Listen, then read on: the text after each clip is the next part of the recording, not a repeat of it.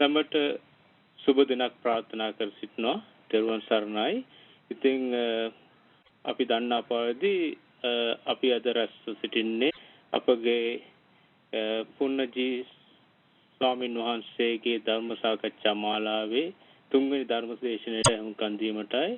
ඉතින් වහන්සේ වැඩ සිටින්නේ මැලේසියාවේ කුවාලාලම්පුර් නගරයේ බ්‍රික්ෆීල්ඩ්හි බෞද්ධ මහා විහාරයේ. ඉතින් අපි තාමත් নমස්කාර පූර්වක ගෞරවාන්විත උන්වහන්සේට ආරාධනා කර සිටිනවා. උන්වහන්සේ ධර්ම දේශනාව පටන් ගන්නා ලෙස අවසරයි ස්වාමීන් වහන්සේ. ඔබ වහන්සේට අපි ඇහෙද? නමෝ තස්ස භගවතු අරහතෝ සම්මා සම්බුද්දස්ස නමෝ තස්ස භගවතු අරහතෝ සම්මා සම්බුද්දස්ස නමෝ තස්ස භගවතු අරහතෝ සම්මා සම්බුද්දස්ස. පින්වත්නි, අපි කියසරේ දුක ගැන කතා කළා. අද දුකට හේතුව ගැනයි කතා කරන්නේ. දුකට හේතුව බොහෝ දෙනෙක් හිතන්නේ බාහිර ලෝකේ සිද්ධ වෙන දේවල් කියලා. ඒ නිසා බාහිර ලෝකේ සිද්ධ වෙන දේවල් වෙනස් කරන්න උත්සාහ කරනවා. දුක නැති කරන්න. නමුත් බුදුරජාණන් වහන්සේගේ දේශනාව අනුව දුකට හේතුව බාහිර ලෝකේ නෙවෙයි තියෙන්නේ අපි ගාව. ඒ අපි ගාව තියෙන හේතුව තමයි තණ්හාව කියලා පෙන්වලා දුන්නේ. ඒ තණ්හාව කියන්නේ මොකද්ද කියන එක අපි තේරුම් ගත යුතුයි. දැන් තණ්හාව කියනකොට හුඟක් දෙනෙක් හිතන්නේ මේ ආසාව කියලා. තණ්හාව කියන්නේ නිකම්ම ආසාව නෙමෙයි. තණ්හාව කියන්නේ අපි සාමාන්‍යයෙන් කියන චිත්තාවේග කියන එක. දැන් මේකට සාමාන්‍ය පාවිච්චි කරන වචනයක් මම දන්නේ නැහැ මේ සිංහල භාෂාවේ මොකද්ද තියෙන්නේ කියලා.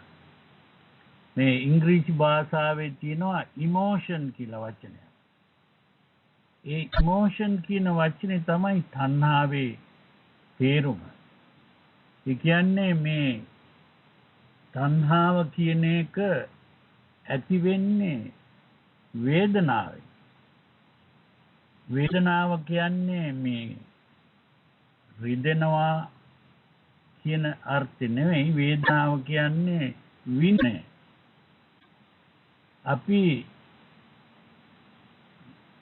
විඳින කති තුනක් දන්නවා. ඒ මොකද්ද? සුඛ විඳිනේ, දුක්ඛ විඳිනේ, අදුක්ඛම සුඛ.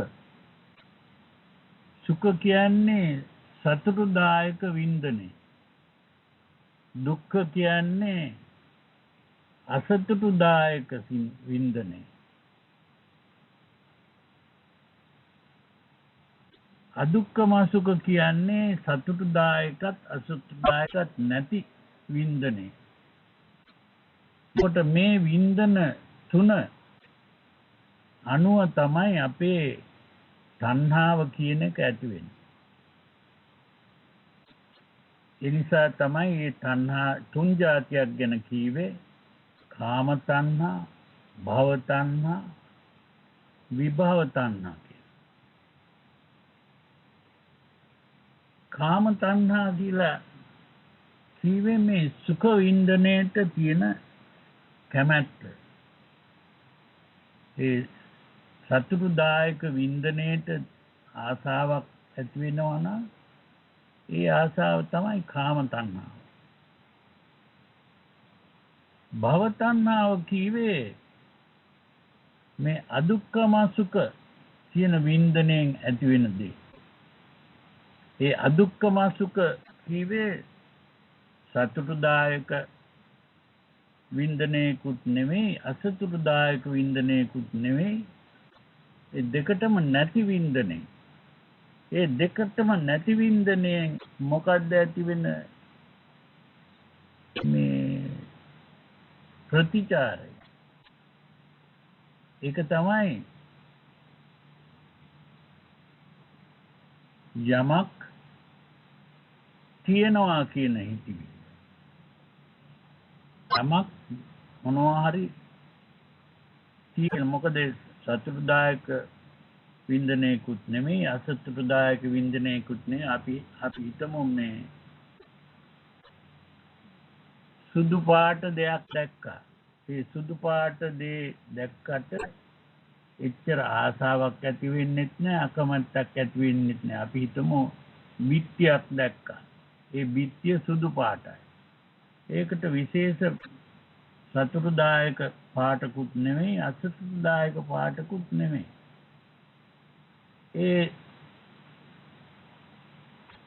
ඒක දැකපුවාම මොකක්ද අපට ඇති වෙන හිතවිල්ල ආසාවක් කියලා විශේෂයකුත් නෙමෙයි අකමැත්තකුත් නෙමෙයි එහෙනම් මොකද්ද එතන මොකක් හරි තියනවා කියන හිතවිල්ල පමණයි ඒ තියනවා කියන හිතවිල්ල තමයි යන්නේ භව කියලා භව කියන්නේ තියනවා අපි කියනවා පොත්තකං භවති ඒ කියන්නේ පොත තියනවා ඔක ඉංග්‍රීසි භාෂාවෙන් කියනවා නම් ඒකට කියන්නේ existence නැත්නම් being කියන එක තමයි භව කියන්නේ නැත්නම් අපි පාවිච්චි කරනවා ඉංග්‍රීසියෙන් is කියලා වචනයක් is ඒ is කියන වචනේ අදහසත් ඒ being කියන එකම තමයි ඉතින් ඒ විදිහේ එකට තමයි භව කියන්නේ එතකොට භව තණ්හාව කියන එක ඇති වෙන්නේ ඒ අදුක්ඛම සුඛ වින්දනය එතකොට විභව තණ්හාව කියන්නේ මොකක්ද භව කියන්නේ තියෙනවා විභව කියන්නේ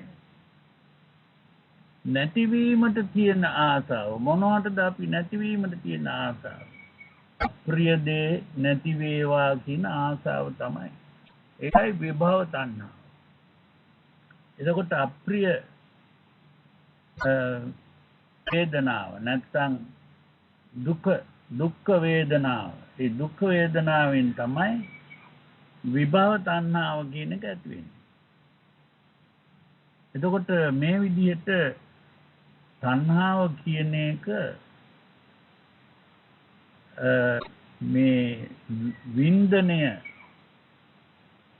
මේ දැකපුවාම ඒ වින්දනේ අපි ඒ ඇති වෙන ඒ ප්‍රතිචාර නැත්නම් ප්‍රතික්‍රියාව තමයි මේ තණ්හාව කියලා කියන්නේ. එතකොට ඒ විදිහට අපි තේරුම් ගන්න ඕනේ මේ තණ්හාව තමයි දුකට හේතුව කියලා බුදුරජාණන් වහන්සේ පෙන්වුවේ. ඒ මොකද මේ තණ්හාව දුකට හේතු වෙන්නේ දුක කියන්නේ මොකද්ද කියන එක අපි තේරුම් ගන්න ඕනේ. ඒ දුක කියන එක අපේ ආසාව ඉෂ්ට වෙන්නේ නැතිකමයි දුක කියන්නේ. එතකොට ප්‍රිය වේදනාවට තියෙන ආසාව ඉෂ්ට වෙන්නේ නැත්නම් එහෙම නැත්නම් යමක් තිබීමට තියෙන ආසාව ඉෂ්ට වෙන්නේ නැත්නම් එහෙම නැත්නම් යමක් නැතිවීමට තියෙන ආසාව ඉෂ්ට වෙන්නේ නැත්නම් ඒක දුක. ඒකයි හිතියෙන් කීවේ යම් පිච්ඡං නලබති තම්පි දුක්ඛං. ඒ යමක් ආශා කරන දේ නොලැබීම තමයි දුක කියන්නේ. ඉතින් මේ විදිහේ දුක මේ දුක කියන එකේ තේරුම අපේ ආසාවත් මේ ලෝකේ ස්වභාවයත් අතර තියෙන ඝට්ටනය. ලෝකේ යම් කිසි දෙයක් වෙනවා නම් ඒක තමන්ගේ ආසාවට විරුද්ධ නම් වෙන්නේ එතන ඇති වෙන්නේ ඝට්ටනය.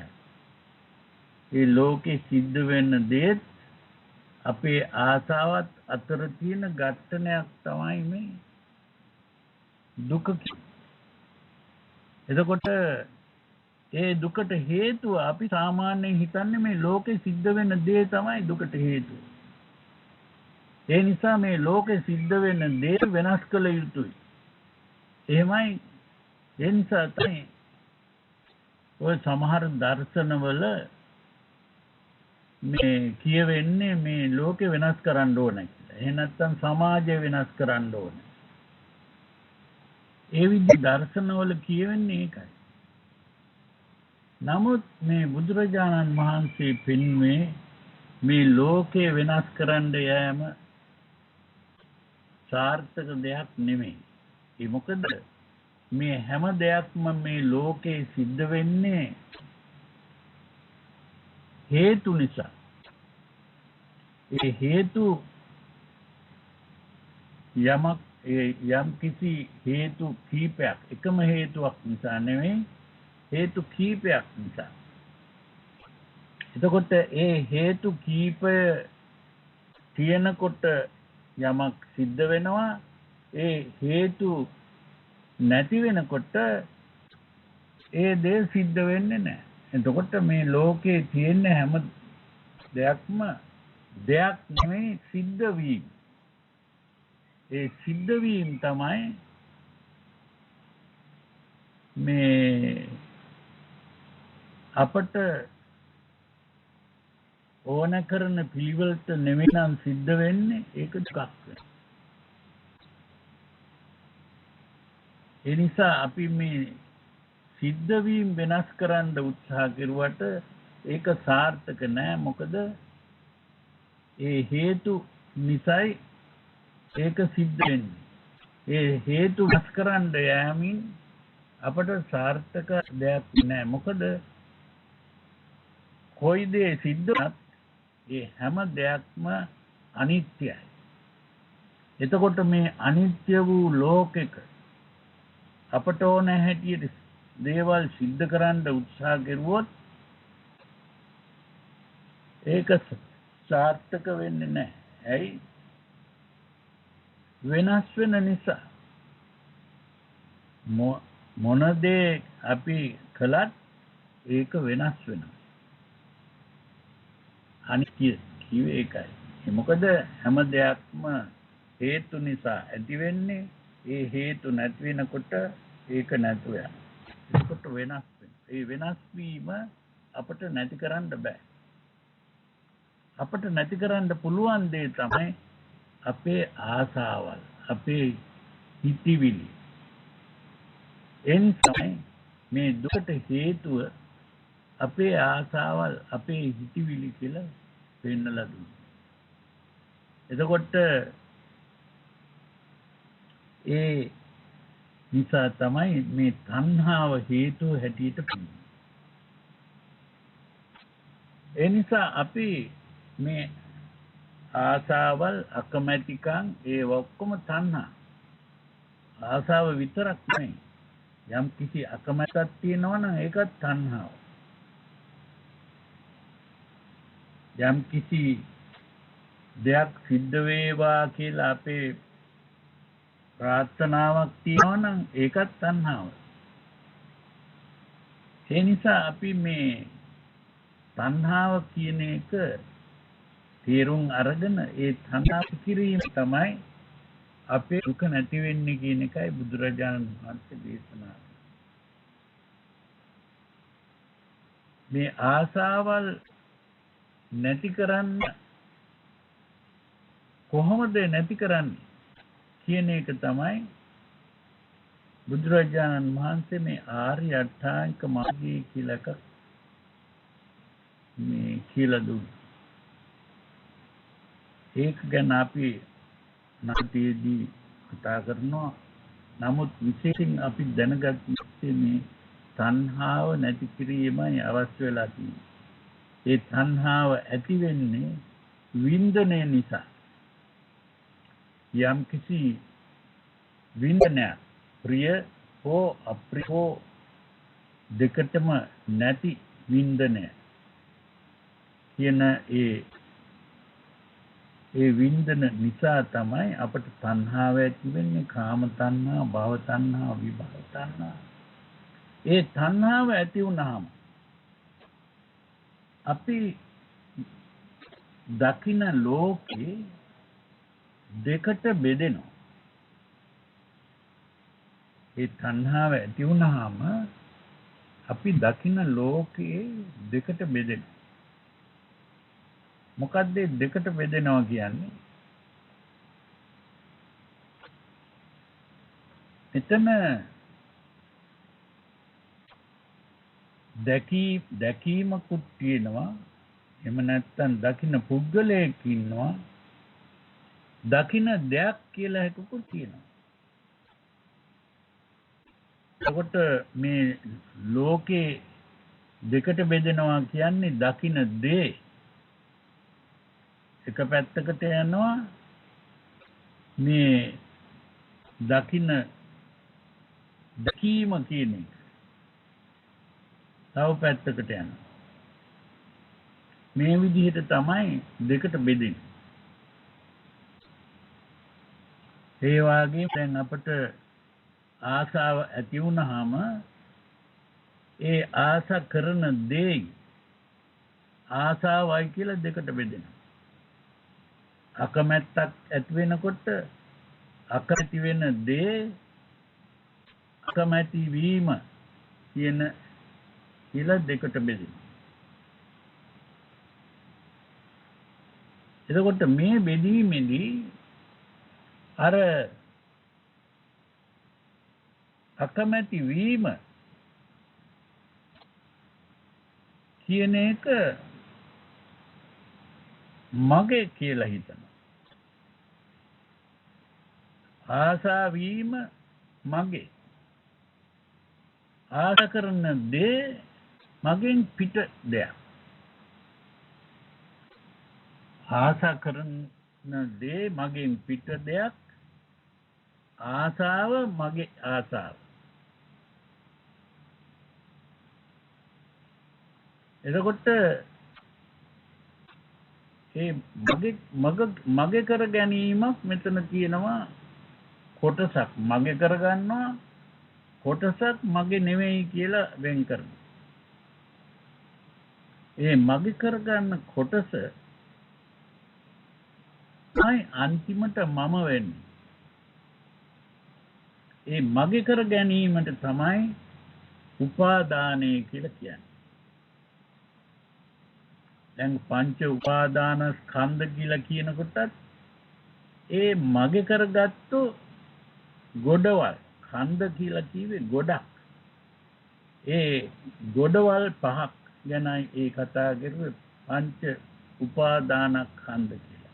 ඒ මගේ කරගත්තු ගොඩවල් පහ. එතකොට මේ මගේ කරගත්තු ගොඩවල් පහ මගේ වෙනකොට ඒ වගේ එකතුව මම වෙනවා. දැන් අපි පංච උපාදානස්කන්ධ කියනකොට රූප වේදනා සංඥා සංඛාර විඥාන කියලා පහක් තියෙනවා. නමුත් මොනවද මේ පහ කියලා බැලුවොත් අපිට මේ පෙනෙනවා යමක් කියනකොට ඒ පෙනීම තමයි මේ පහකට බෙදුනේ. ඒ කියන්නේ මට ගහක් පේනවනේ. එතකොට ඒ පේන ගහ ඇහැට පේන රූපයක්. ඇහැ කියන එක මේ කැමරාවක් වගේ එකක්. ඒ කැමරාවට පින්තූරයක් ගන්නකොට ඒ පින්තූරේ රූපයක් නේ. ඒ වාගේ මේ ඇහැට පෙනෙන රූපේ තමයි ගහ කිව්වේ. ඒ නිසා ඇහැට පේන දේ තමයි රූප. එතකොට ඒ රූපේ දකින්නකොට දැකීම කොහොමද කියන එක තමයි ඉතුරු කැලෙන් කියන්නේ. වේදනා, සංඥා, සංඛාර, විඥාන. වේදනා කියන්නේ වින්දනය. ඒ කියන්නේ ගහ දැකපුවාම මේ ගහ ලස්සනයි කියලා පේනවනම් ඒ ලස්සනකම තමයි වින්දනය. ඒක දැකීමෙන් ඇතිවෙන වින්දනය තමයි ලස්සන. කාගේම සංඥා කියලා කියන්නේ ඒ ඇහැට පෙනුණු දේ තමයි සංඥාව. අපි සාමාන්‍යයෙන් පෙනුණු දේ කියනකොට අපි හිතනවා ගහ කියලා. ගහ නෙමෙයි පෙනුණු දේ. අපට මේ ඇහි ස්වභාවය ඇහැට පේන්නේ පාට පමණයි. අපට නිල් පාටක් පේනවා නම් ඒක තමයි පාට. කොළ පාටක් පේනවා නම් ඒකත් පාටක්. ඒ පාට වලින් තමයි මේ ගහ කියන රූපේ හැදිලා තියෙන්නේ. දැන් චිත්‍ර අඳින කෙනෙක් චිත්‍රයක් අඳිනකොට පාට කීපයක් මේ කඩදාසියක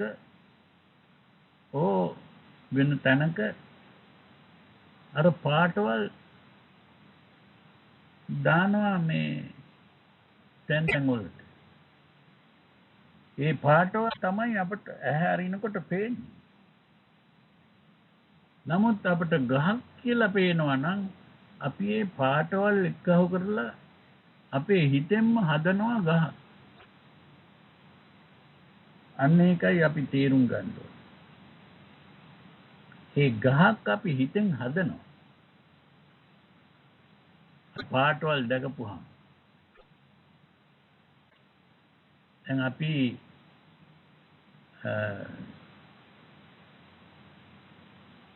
පැන්සලකින් හෝ පෑනකින් කඩදාසියක ඉරක් ඇන්දොත් ඒ ඉර යම් කිසි පාටක් ඒ ඉරට තියෙනවා. අපි කියමු කළු පාටෙන් ඇන්දා කියලා ඉරක්.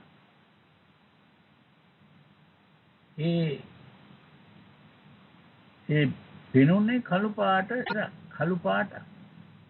ඒ ඉර කියනකොට අපි ඒක ඒ පෙනෙන පාටෙන් අපි හදාපු දෙයක් තමයි ඉර කියන්නේ. එහෙම නැත්නම් ඒ ඉර අපි රවුමට ඇන්දොත් අපි කියනවා ඒක රවුමක් කියලා. ඒ විදිහට වෙන වෙන නම් දෙන්න පුළුවන් ඒ ඉරට.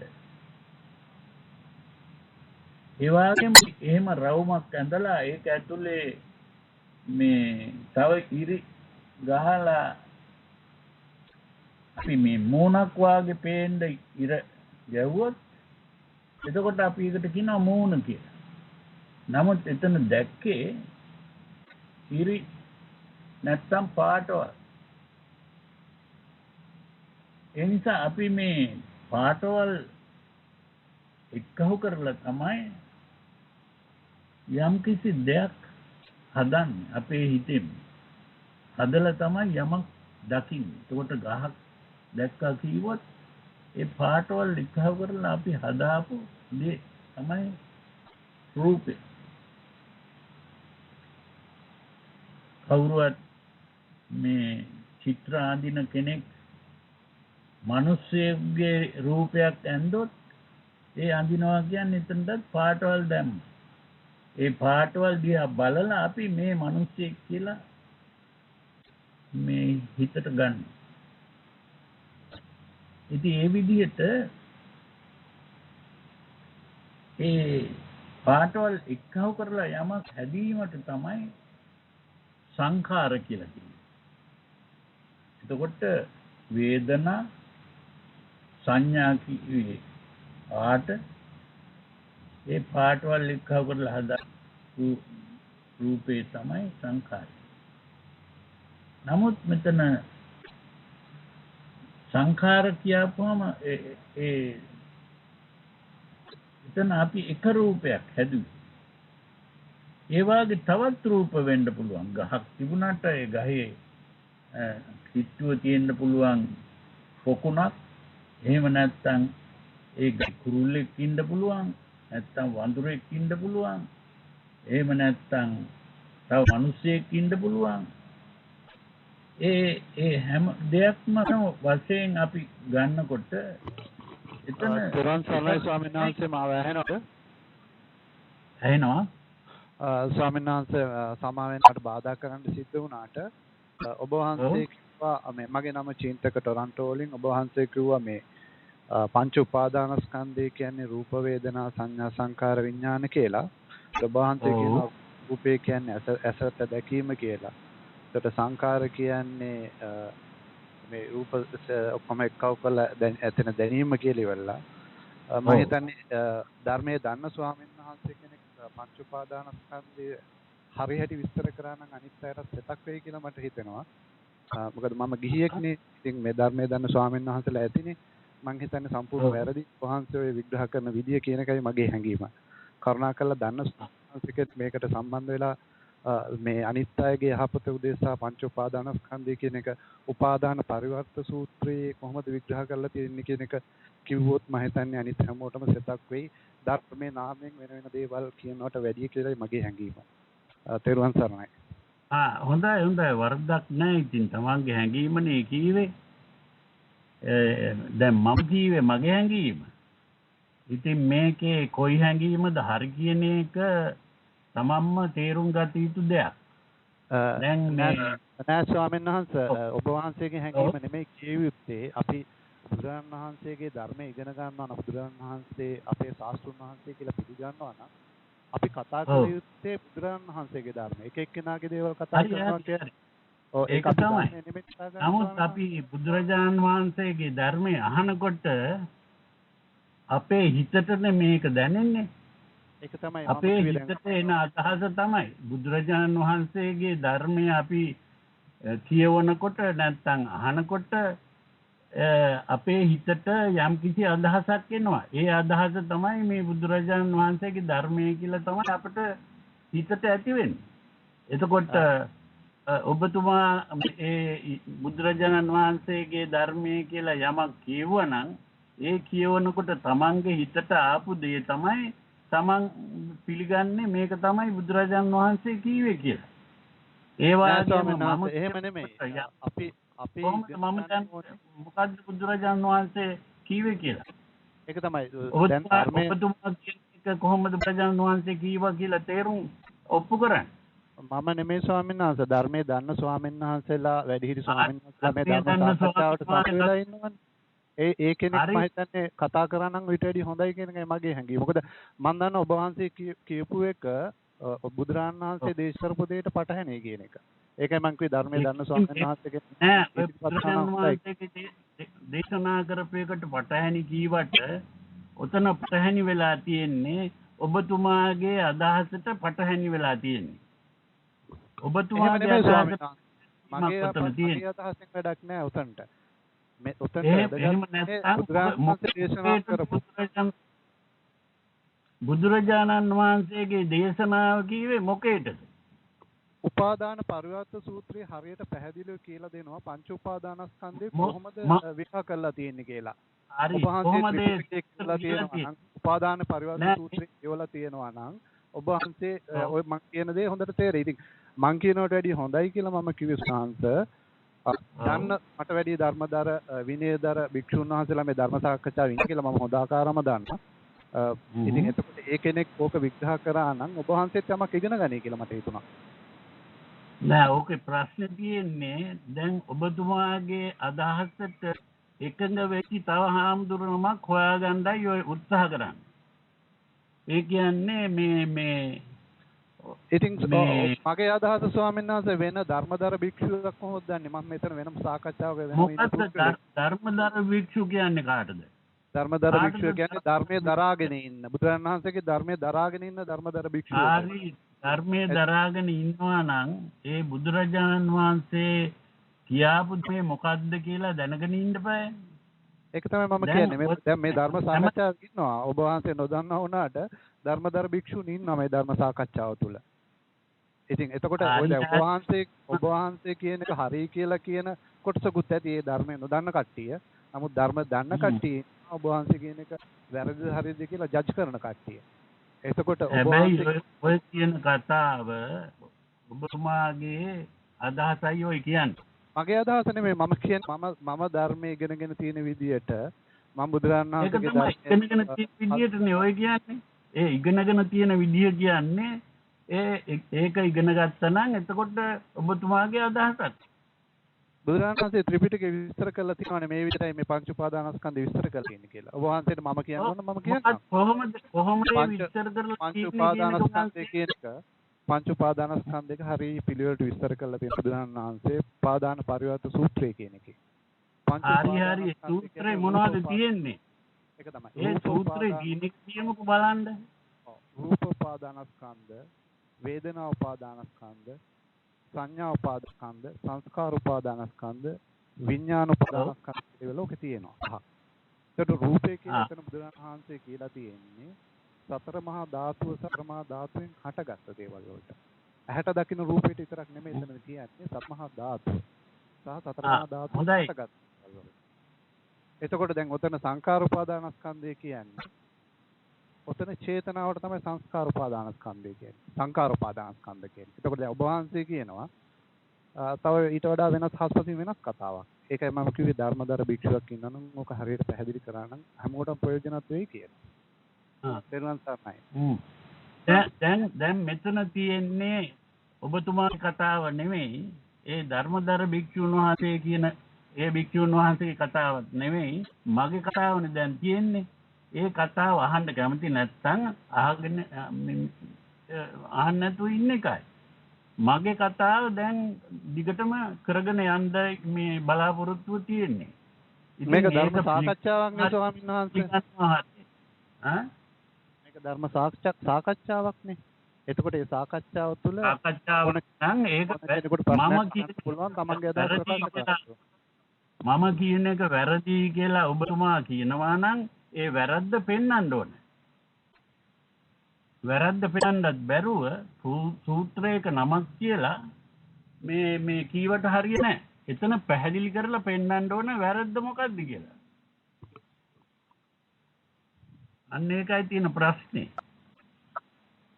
ඒක කරන්න බැරි නම් එතන නිස්සබ්ද වෙන එකයි. ඉතුරු කෑල්ල මම කතා කරගෙන යනවා එතකොට. දැන් මම මෙතනද මේ පැමිණලා තියෙන්නේ මේ මගේ මට පේන හැටියට බුදු රජාණන් වහන්සේ ධර්මයේ ගැන තමයි මම කතා කරන්නේ. ඔබතුමා පේන හැටි වෙන පිළිවෙලක් වෙන්න පුළුවන්. ඒකට මට කරන්න යන්නේ නැහැ. දැන් ඊළඟට දැන් මම දැන් කීවේ රූපේ කීවේ දකින්න තේ ඒ කියන්නේ මේ කැමරාවට ගන්න පින්තූරය වාගේ ඒ හිතට ඇති වෙන රූපේ මේ රූපේ කියන එක පිට තියෙන දෙයක් නෙමෙයි අපි දකින්නේ අපේ මේ ඔළුවේ තියෙන මොලයක් කියලා එකක් ඒ මොලේ ක්‍රියාකාරීත්වයෙන් තමයි අපි යමක් දකින්නේ එතකොට ඒ දකින්න දේ මේ කැමරාවට ගත්තු පින්තූරය වාගේ අපේ හිතට පේන පින්තූරේ තමයි මේ රූපේ කිව්වේ. ඒකයි බුදුරජාණන් වහන්සේ රූපේ කියලා වචනයක් පාවිච්චි කරන්නේ. එතකොට ඒ රූපේ කියන දේ තමයි රූප කිව්වේ. ඒ වාගේම වින්දනය කියන්නේ ඒක සතුටුදායක වින්දනයක්ද අසතුටුදායක වින්දනයක්ද?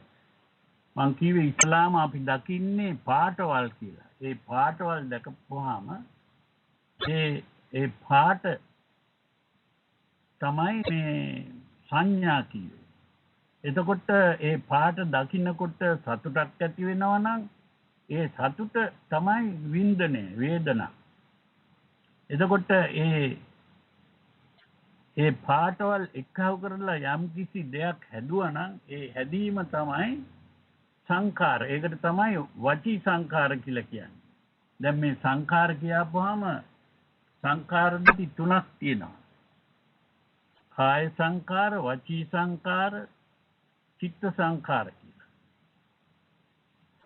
දැන් ඒ චිත්ත සංඛාර කියන එක තමයි වේදනා සංඥා. ඒක ඔය චුල්ල වේදල්ල සූත්‍රයේ කියන ඒ සූත්‍රයේ කියවලා බැලුවොත් ඒකේ පැහැදිලි කරලා පෙන්නනවා සංඛාර කියන එක තුන් જાතියක්. ඒ තුන් જાතිය මොනවද කියලා. එතකොට වේදනා සංඥා තමයි චිත්ත සංඛාර. ඒ වගේම වචී සංඛාර කියන්නේ විතක්ක විචාර.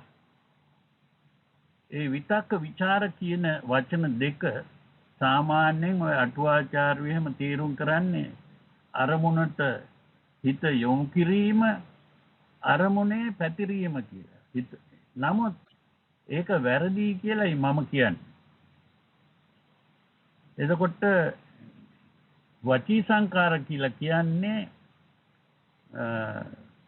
විතක්ක විචාර තමයි. නමුත් විචාර කියන්නේ ප්‍රශ්න කිරීම. විතක්ක කියන්නේ තර්කානුකූල තීරණ ගැනීම. එතකොට අපි අදහසක් හිතට ඇති වෙනකොට නිතරම ප්‍රශ්න කිරීමකුත් ඒකට ගන්න තීරණයකුත් කියලා දෙකක් තියෙනවා. එතකොට ඒ ප්‍රශ්න කිරීමත් තීරණය ගැනීමත් කියන එක තමයි වචී සංඛාර. ඒ නිසා තමයි අර අපි දකින පාටවල් දිහා බලලා මේ මොකද්ද කියලා ප්‍රශ්නයක් අහලා මේ ගහක් කියලා තීරණයක් ගන්න. ඒක තමයි වචී සංඛාර. එතකොට ඒ විදිහට වචී සංඛාරයෙන් තමයි අපි ගහ කියන අදහස ඇති කරගන්නේ. ඒ වගේම නොඑක් දේවල් ඒ පින්තූරේ අපි දැක්කොත් ඒ නොඑක් දේවල් දැකලා වෙන වශයෙන් වෙන් වශයෙන් මේවා දැකීම තමයි විඥානය කියන්නේ. එතනත් ඥානය කියන්නේ දැන ගැනීමක්. වි කියලා මේ කැලේ පෙන්වන්නේ වෙන් වශයෙන් දැකීම කියලා.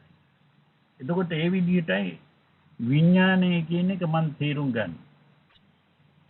දැන් මේට විරුද්ධව තේරුම් ගැනීම තියෙන්න පුළුවන්. නමුත් මම මේ කියන තේරුම තමයි මේ විදිහට මම තේරුම් කරලා පෙන්නන්නේ. මම කියන එක හරි කියලා මම කියන්නේ මට වැරදෙන්න පුළුවන්. වැරදිලා නම් අපට කෙනෙකුට පුළුවන් ඒක වැරදි කියලා එක පෙන්නලා දෙන්න. ඒක ඉතින් ඒකට වරදක් නැහැ. ඉතින් මේ විදිහට අපි පංච උපාදානස්කන්ධ කීවට නැත්නම් පංචස්කන්ධය කීවට මේ රූප වේදනා සංඥා සංකාර විඥාන ඒ විදිහට තේරුම් ගත්තොත් අපේ මේ ඒ යමක් දකින්න ක්‍රමේ තමයි මෙතන මේ තේරුම් කරන්නේ. එතකොට දකින්න දේ කියලා දෙයක්ත් තියෙනවා. ඒ දැකීම කියන දකින්න ක්‍රමේ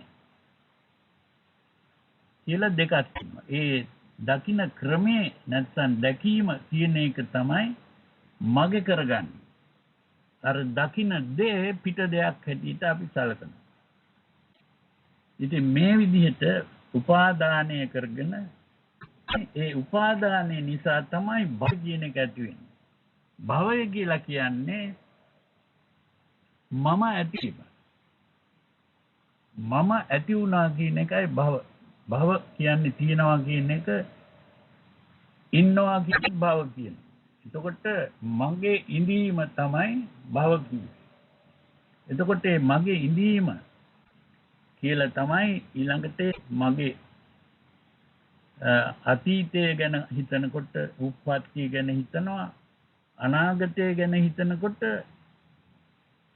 අපේ මරණය ගැන හිතනවා.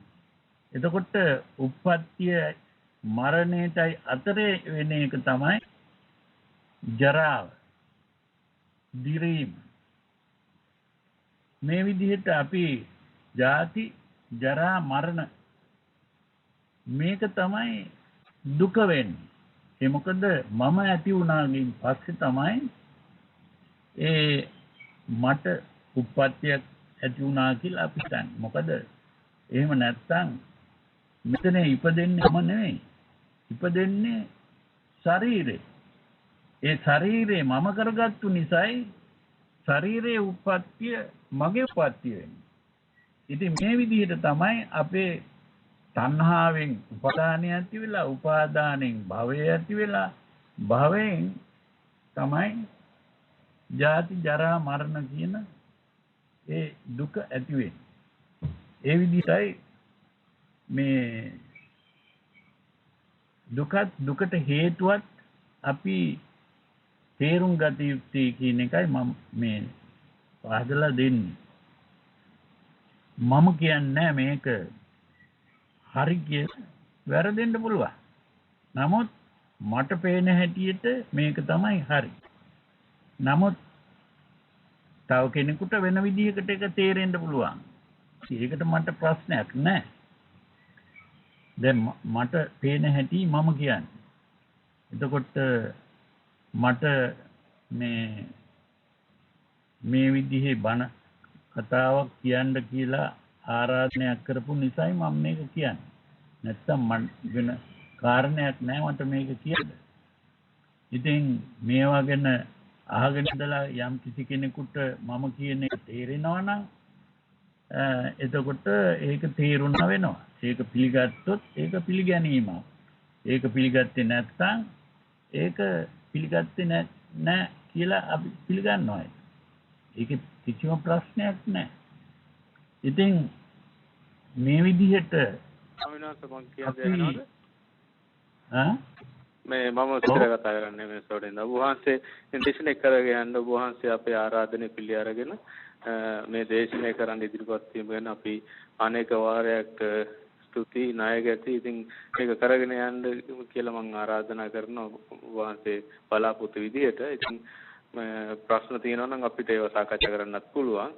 මම හැමෝගෙම ඉල්ලා සිටිනවා මේ අපේ පුණජී මාහිමිපාණන් අපේ ආරාධනෙ පිළිගරගෙන අපට අනුකම්පාවෙන් උන්වහන්සේ ඉතාමත්ම වටිනා කාලයේ විදව් කළ අපිට මේ දේශනය කරන්න. ඉතින් ප්‍රශ්න මේ ඉදිරිපත් කරන්න මේ ප්‍රශ්න තියෙනවා උන්වහන්සේ දේශනාවට පස්සේ අපි හැමෝම තේරුම් ගන්න ඕනේ උන්වහන්සේ අපමණ රාජකාරී කටයුතු මැද්දේ තමයි මේ දේශනය කරන්නේ.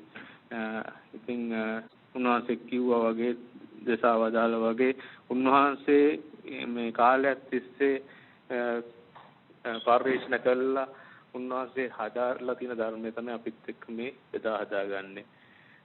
එහෙනම් බොහොම ස්තුතියි ස්වාමීන් වහන්සේ කරගෙන යන්න. දැන් මේ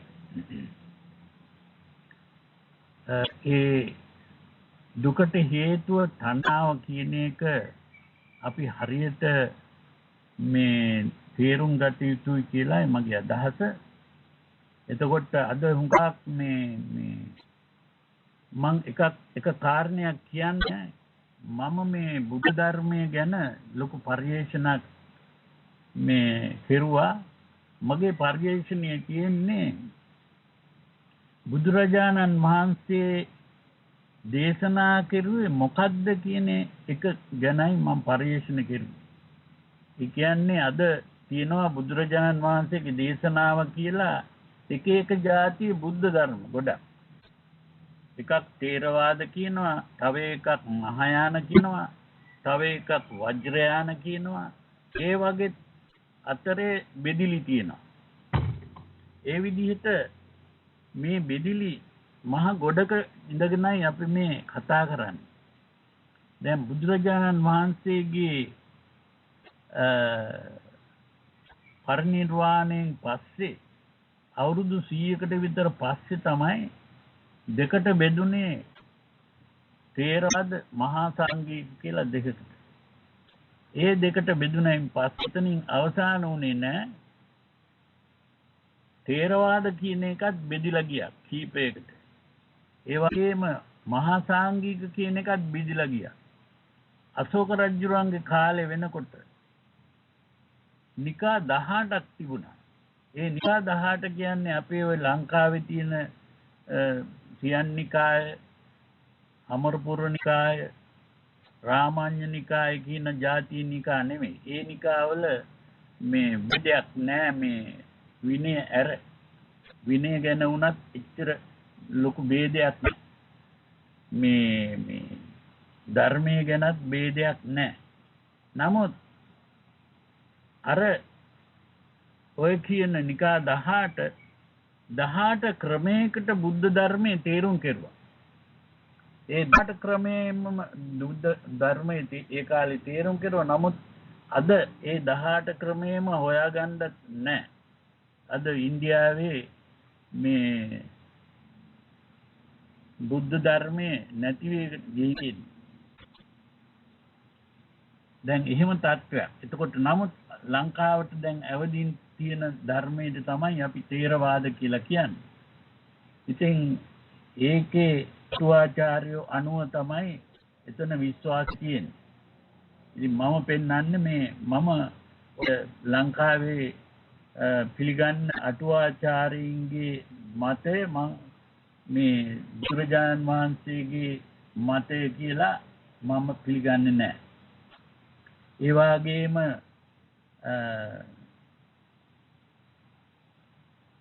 විසුද්ධි මාර්ගයේ තියෙනව බුදු ධර්මයේ බුදුරජාණන් වහන්සේගේ ධර්මයේ කියලා මම පිළිගන්නේ නැහැ. ඒ වගේම අද අභිධර්මයේ කියලා තියෙන එක උනත් බුදුරජාණන් වහන්සේගේ ධර්මයේ කියලා මම පිළිගන්නේ නැහැ. මම පිළිගන්නේ මේ සූත්‍රවල තියෙන ධර්මයේ පමණයි. ඒ සූත්‍රවල තියෙන ධර්මයක් අද එක එක තාලවල වලට තේරුම් අරන් තියෙනවා. නමුත් ඒ තේරුම් ඔය එකකනා පොත් ලියන දේවල් ඒක තමයි බුද්ධ ධර්මයේ කියලා මම පිළිගන්නේ නැහැ. ඒ නිසා තමයි මම බොහොම මහන්සි වෙලා මගේ මුළු ජීවිතේම වාගේ ගත කළේ මේ බුද්ධ ධර්මය හොයාගන්න. ඒ හොයාගත්තු එක වැරදින්න පුළුවන්. නමුත් ඒ මං හොයාගත්තු දේවල් ගැන තමයි මම මේ කතා කරන්නේ. ඒවා පිළිගන්න කැමති කෙනෙක් පිළිගත්තට මට ප්‍රශ්නයක් නැහැ. ඒ වගේම පිළිගන්න කැමති නැති කෙනෙක් නොපිළිගත්තටත් මට ප්‍රශ්නයක් නැහැ. ඒක මට පේන හැටි මම කියන්නේ. ඒක වැරදි නම් ඒක පිළිගන්න නැතුව හිටියත් කිසිම ප්‍රශ්නයක් නැහැ. මම මේ උත්සාහ කරන්නේ අනුන් ලව්වා මං කියන දේ පිළිගන්නවා ගන්න නෙමෙයි. මට පේන හැටියට මම තේරුම් කරනවා බුද්ධ ධර්මයේ මට පේන්නේ මෙන්න මේ විදිහක. හැම කෙනෙකුටම වෙනස් තාලවල වලට බුද්ධ ධර්මයේ පේන්න පුළුවන්. ඒ පෙනීම අනුව තමයි ඒ පුද්ගලයා එක්ක සෝවාන් තත්වයකට යන්නේ. එහෙම නැත්නම් සකුට තත්වයකට යන්නේ, අනාගාමි තත්වයකට යන්නේ, රහත් තත්වයකට යන්නේ. ඒක තේරුම් ගත්තු ක්‍රමය අනුවයි. එතකොට වැරදි ක්‍රමයකට තේරුම් අරන් මේ සෝවාන් වෙන්නත් බෑ, සකදාගාමී වෙන්නත් බෑ, අනාගාමී වෙන්නත් බෑ, රහත් වෙන්නත් බෑ. හරි පිළිවෙලට තේරුම් ගත්තොත් පමණයි එහෙම තත්වයක් ලබන්න පුළුවන්. ඉතින් කියන්නේ නැහැ මම රහත් වෙලා කියලා මං සෝවාන් වෙලා කියලාවත් මම කියන්නේ නැහැ.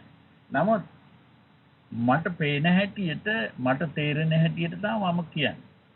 ඉතින් ඒ නිසා ඒක ගැන මේ විරුද්ධත්වයක් තියෙනවා නම් ඒ විරුද්ධත්වය පෙන්වලා දෙන්න.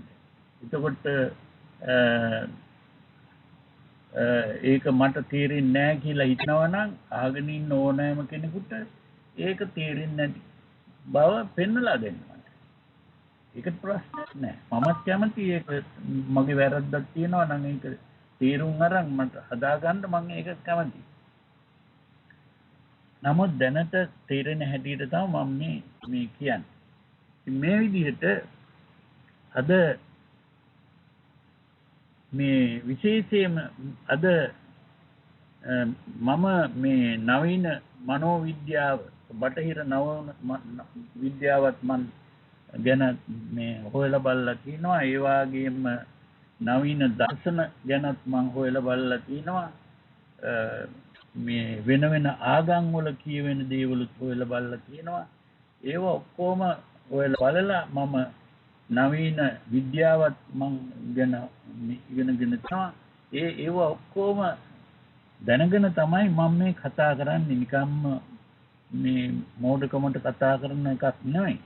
ඉතින් ඒ නිසා සමහර අය මේක ගැන විවෘත මනසකින් අහගෙන ඉන්න පුළුවන්.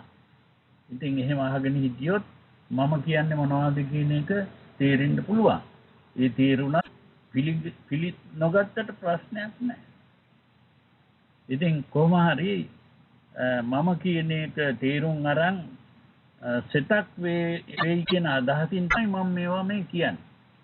ඒ කියන්නේ මට එකෙන් සෙටක් වෙලා තියෙනවා. ඒ වාගේ අනිත් අයටත් සෙටක් වෙයි කියන අදහසින් තමයි මම මේ කියන්නේ. ඉතින් ඒ විදිහට අද මේ සංහාව කියන එක තමයි හේතුව හැටියට පෙන්වලා තියෙන්නේ. ඒක විතරක් නෙමෙයි මනෝවිද්‍යාව බැලුවොත් අද මනෝවිද්‍යාවෙත් මේ කාරණේ පෙන්වනවා. දැන් විද්‍යාඥයෙක් හිටියා සිග්මන්ඩ් ෆ්‍රොයිඩ් කියලා. මේ සමහරක් අහලා ඇති.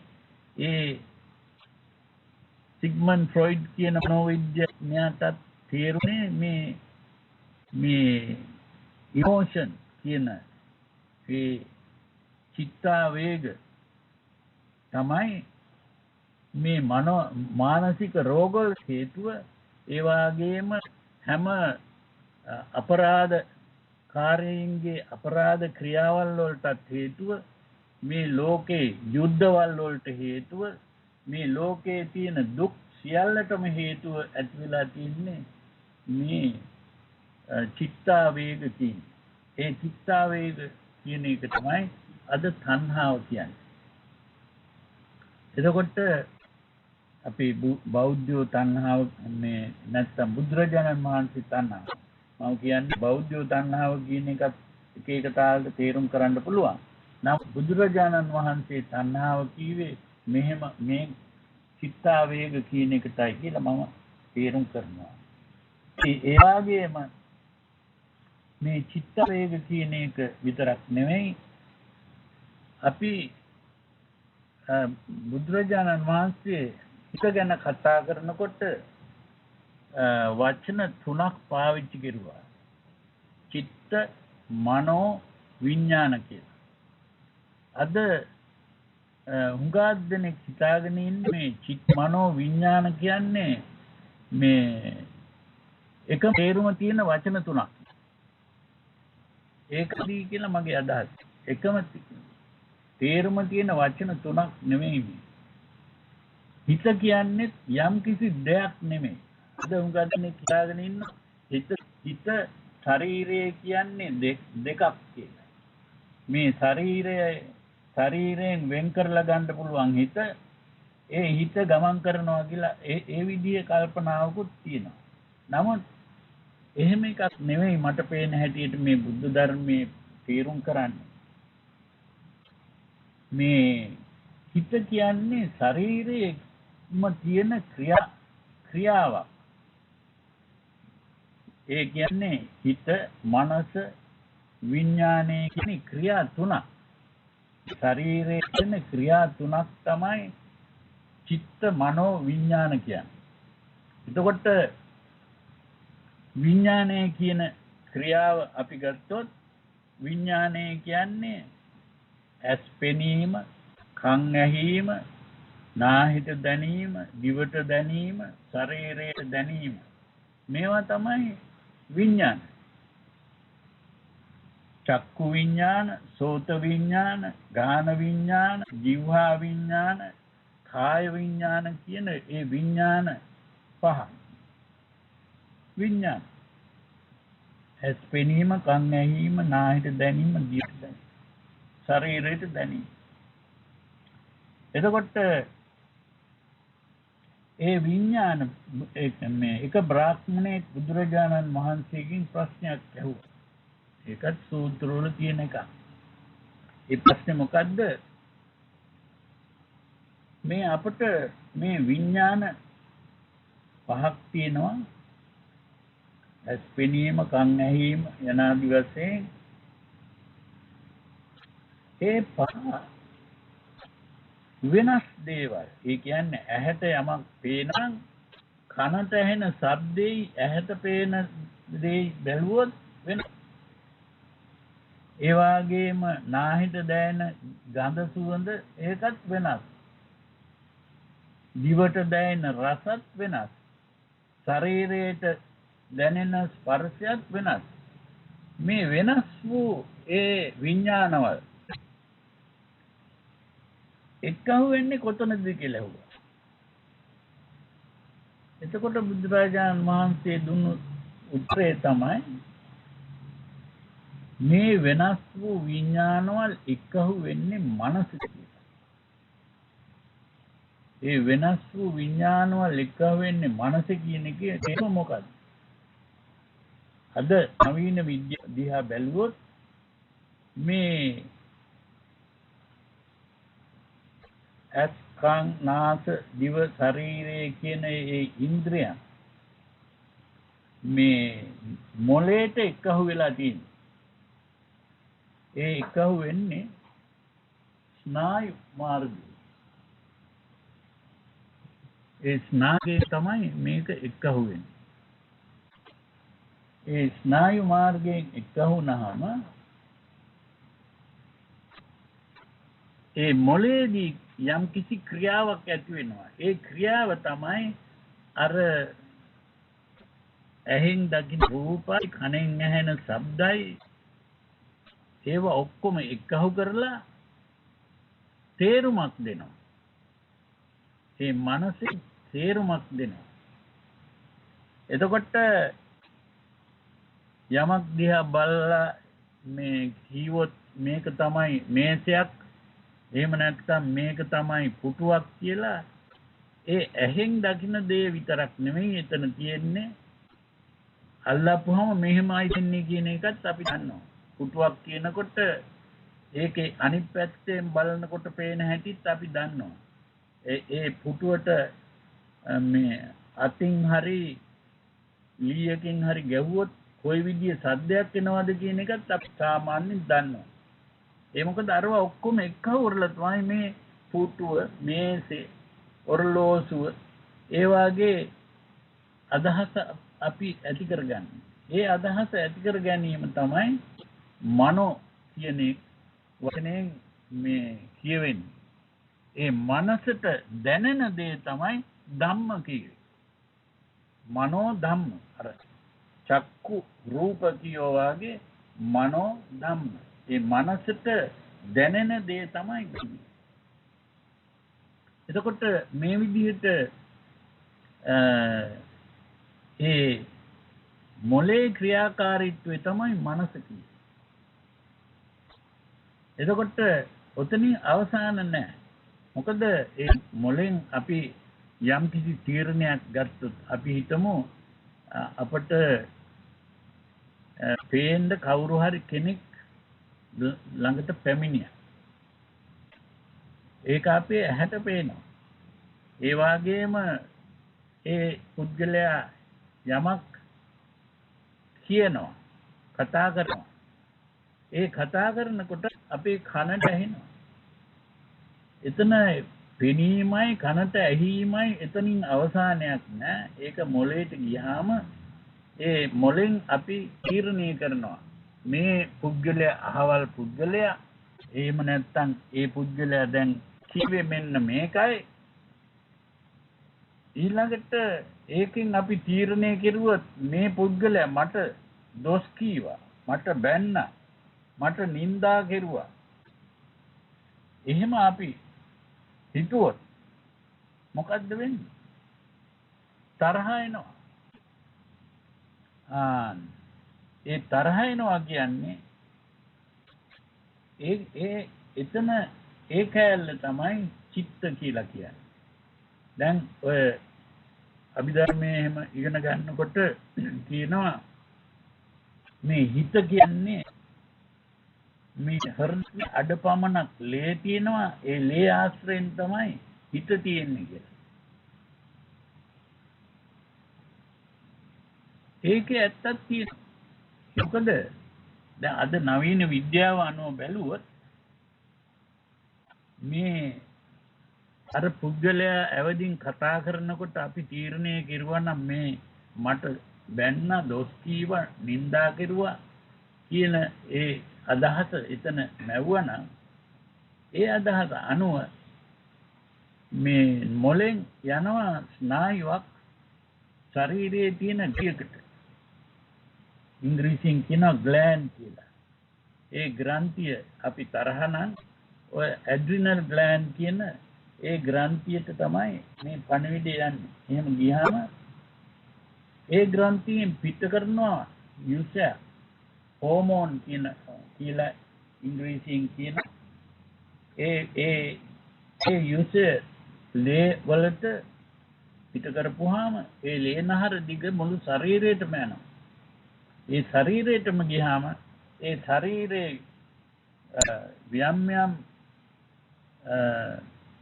තැන්වල ක්‍රියාව වෙනස් වෙනවා. ඒ ක්‍රියාව වෙනස් වෙනවා. දැන් තරහ යනකොට විශේෂයෙන්ම මාංශ පේශි තද වෙනවා. හෘද වාස්තුව ගැහෙන්න පටන් ගන්නවා. මේ හුස්ම ගැනීමත් වෙනස් වෙනවා. ඒ වගේම මේ ඔය පූසංගේ එහෙම අපට පේන්න තියෙනවා ඇස් ලොකු වෙනවා. ඒ වගේම ඇස් ලොකු වෙනවා කියන්නේ ක්ලූයින් ගියාව ලොකු වෙනවා. ඒ වගේම මයිල් කෙලින් වෙනවා. අන්න ඒ වගේ දේ සිද්ධ වෙනකොට මුළු ශරීරයටම අපි කියනවා තරහ ගියා කියලා. එතකොට ඒ ඡායම කියන්නේ මුළු ශරීරයම වෙනස් වීමක්. ඒ ශරීරය වෙනස් වුනේ ලේ වෙනස් වීමෙන්. එතකොට ඒ චිත්තය කියන කෑල්ල තමයි ඒක. අර මනස කියන කෑල්ල මොලේ ක්‍රියාකාරීත්ව. චිත්තය කියලා කියන්නේ මේ හිත ඇවිස්සීම. ඒ වගේම චිත්තය කියපුවාම අපි ඒකට මේ ඉංග්‍රීසි භාෂාවෙන් කියනවා නම් වචනයක් තියෙනවා මූඩ් කියලා. ඒ මූඩ් කියක ශාන්ත තත්වයක තියෙන්නත් පුළුවන්. ඒ වගේම හිත ඇවිස්සීමකින් තියෙන්න පුළුවන්. ඒ වගේම තමයි මේ චිත්තය කියන එකත් බොහොම ශාන්තව තියෙන්නත් පුළුවන්. ඒ වගේම චිත්ත ඇවිස්සීලා තියෙන්න පුළුවන්. ඒ චිත්ත ඇවිස්සීමට තමයි අපි චේතනා කියන වචනේ පාවිච්චි කරන්නේ. එතකොට බුදුරජාණන් වහන්සේ පෙන්වුවා චේතනාහම් වික්කවේ කම්මං වදාමි කියලා. ඒ චේතනාව තමයි මේ හිත ඇවිස්සීම. ඒ හිත ඇවිස්සීම තමයි මේ ශරීරයේම වෙනස් වීම.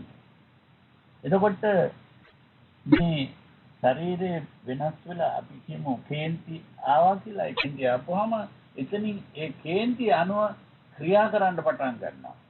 ඒ ක්‍රියාව තමයි වචනයෙන් කරන ක්‍රියාව. නැත්නම් අපි සමහර විට කේන්ති ගිහින් කුණුහරුප බයින්න පුළුවන් කෙනෙක්. ඒ වගේම ගහ ගන්න යන්න පුළුවන්, මරන්න යන්න පුළුවන්. ඒවා ඔක්කොම ශරීරයෙන් කරන ක්‍රියායි, මනසෙන් මේ වචන කරන ක්‍රියායි. ඒවට තමයි කර්ම කියලා කියන්නේ. කර්මය කියලා කියන්නේ ඒකයි. ක්‍රියාව. එතකොට ඒ ක්‍රියාව කියන එක ඇති උනේ අර හිත ඇවිස්සීමෙන්. ඒක තමයි චේතනාව කියන්නේ. චේතනාම් වික්කවේ කම්මං වදාමි. ඒකයි. ඒ චේතනා කියන එකම තමයි ලෝභ, දෝෂ, මෝහ කියලා කියන්නේ. ඒ ලෝභ, දෝෂ, මෝහ අනුව කරන ක්‍රියාව තමයි අකුසල ක්‍රියාව කියලා කියන්නේ. ඉතින් මේ විදිහට මේ චිත්ත මනෝ විඥාන කියලා බුදුරජාණන් වහන්සේ පාවිච්චි කරුවේ මේ ශරීරයේම කෙරෙන ක්‍රියා තුනකට. ඒකට තමයි අපි හිත කියලා සාමාන්‍යයෙන් මේ පාවිච්චි කරන්නේ. හිත කියලා සිංහලෙන් කියනකොට අපි සාමාන්‍යයෙන් ওই තුනේම ක්‍රියාවල් වලට හිත. ඒ ක්‍රියාවල් තුනට. එතකොට ඒ විදිහට අපි තේරුම් ගත්තොත් මෙතන ඒ මතේ ඉස්සරලා තේරුම් කරන ක්‍රමයේ අනුව තමයි මේ තරහ කියන එක ඇති වුනේ. ඒ එකම තමයි ඒ තරහින් කරන ක්‍රියාවල් ඇති වුනේ.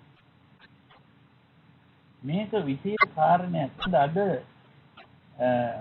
නවීන මනෝවිද්‍යාවේ ඒ මනෝවිද්‍යාවෙන්ද තේරිලා තියෙනවා.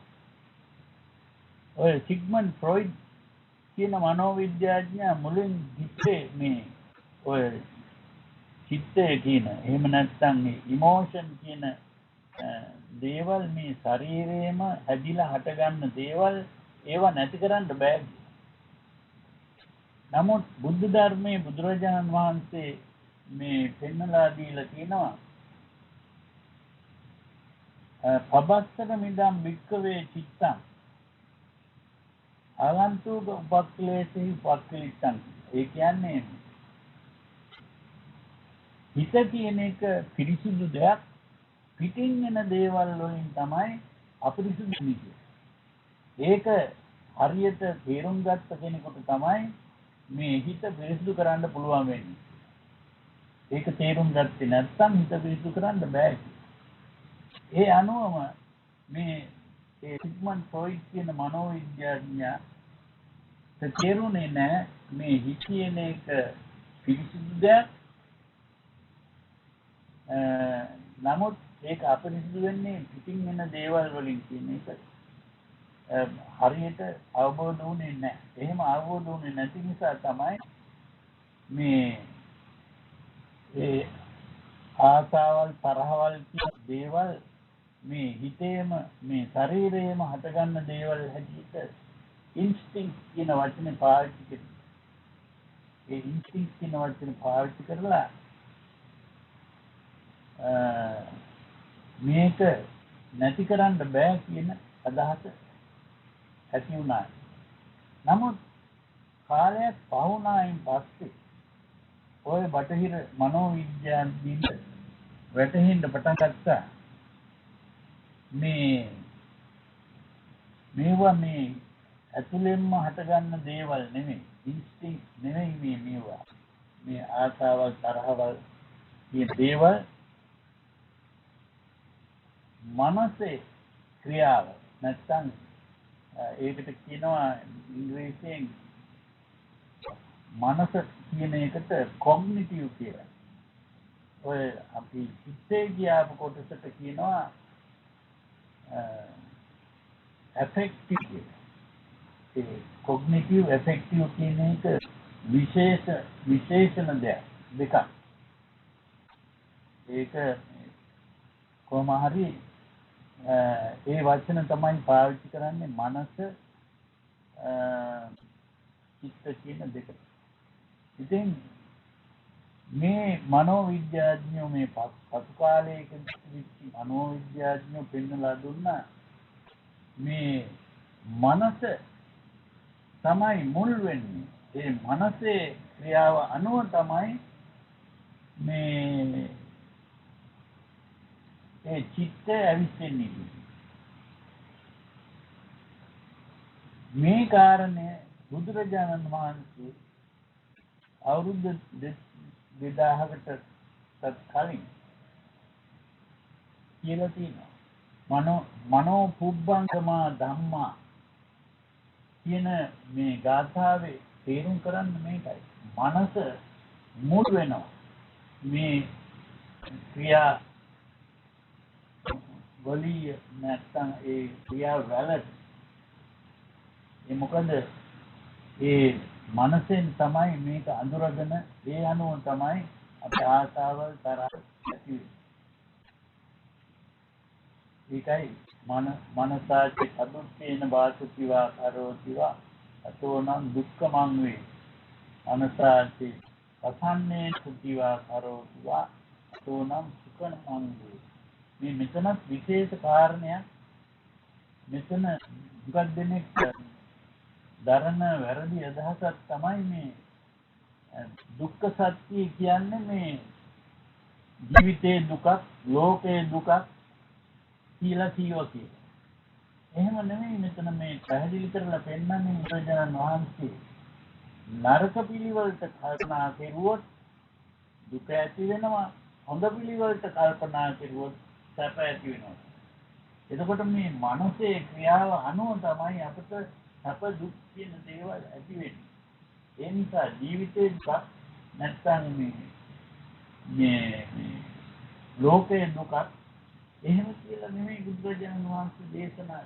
ඒකත් විශේෂයෙන්ම අපි තේරුම් ගත යුතු කරනවා.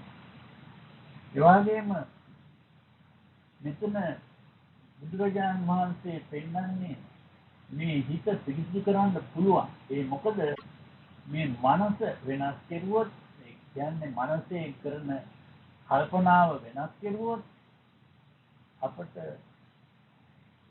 දුක නැති කරන්න පුළුවන්.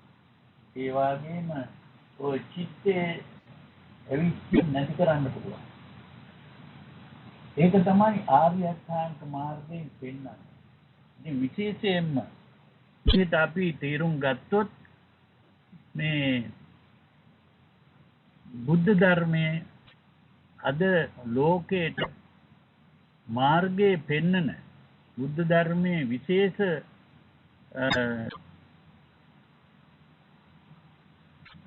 ලෝකයට ඇතිවෙන දර්ශනයක් හැටියට අපි තේරුම් ගන්න ඕනේ. මේ ලෝකේ මනෝවිද්‍යාව අද හුඟක් මේ මනෝවිද්‍යාඥයෝ මේ බුද්ධ ධර්මයේ ගැන හොයලා බලලා ඒවා පිළිඅරගෙන තියෙන පොත් ලියලා තියෙනවා.